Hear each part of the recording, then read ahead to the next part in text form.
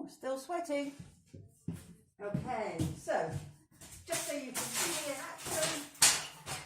Okay, so I'm taking down this, putting down a dream, woo-hoo. And then I will use my right hand to scrape off the edges over here. And then use my left hand for this one to make it easier, rather than trying to struggle and use my right arm. Just use my right arm for this side, and left one for this side. And then to get the flaky bits off the ceiling, sanding sponges. 2 of them, 1 in each hand. The advantage of this, the top will sand that, and the side of the sponge will sand the edge of the wood.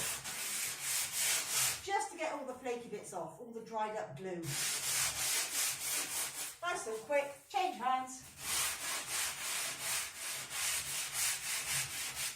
Like I said, my body is my tool, so rather than just using my right hand constantly and wearing myself out, going like this and twisting and going like this, much easier. Using the other hand is the easiest. Swap hands and use the other easy hand. And then you wear your body out evenly, so you're less likely to get injuries, like long-term wear and tear on your body. Use both hands, both sponges. Your body is your tool. Keep it going for as long as you possibly can. Bye.